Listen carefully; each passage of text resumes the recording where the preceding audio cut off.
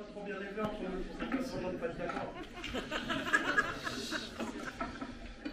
Bon, Pas d'accord, je suis pas d'accord. Un peu de patience. On demande de rebondir un petit peu sur ce qui s'est passé tout à l'heure. Donc, c'est vrai que je suis quelqu'un d'apolitique, c'est-à-dire que j'ai un profond désintérêt pour la politique. Voilà, c'est comme ça.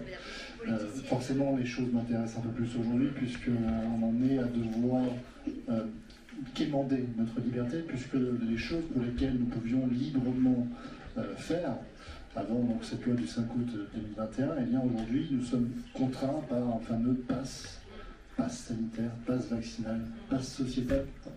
Finalement, il n'y a plus vraiment de limite. Et c'est vrai que, par conséquent, mon intérêt pour la politique a forcément dû changer. Mais c'est vrai qu'en quelques mois, en quelques années, on ne peut pas non plus se refaire complètement. Donc, peut-être un point de vue un peu juridique, on va dire, en tout cas je vais essayer d'apporter un petit éclairage.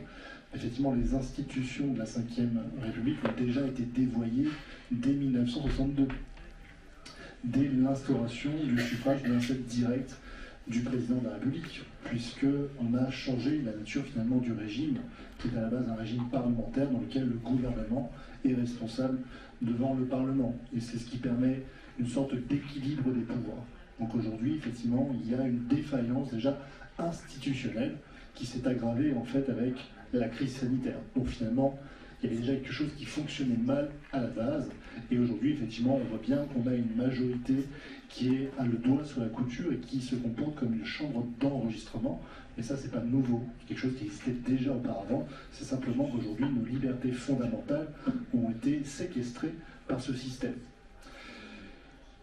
Tout à l'heure, pendant que nous étions dans cette conférence, un article avait paru dans le Figaro où le président de la République, Emmanuel Macron, nous dit qu'il va emmerder les non-vaccinés. Moi, je m'interroge sur l'état psychologique, l'état mental.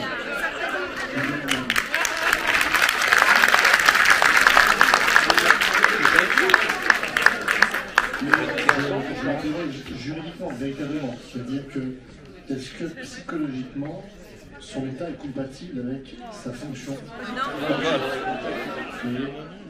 Et là, effectivement, plus le temps passe, et plus je m'inquiète de ce comportement, parce qu'on aurait pu raisonnablement attendre qu'à quelques mois des élections présidentielles, effectivement, la politique sanitaire se dessert, au moins ne serait-ce que par logique électoraliste.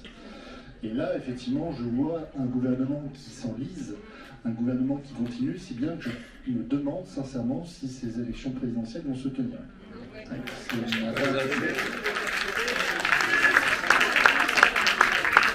pense que je vais passer la main et merci d'avoir écouté.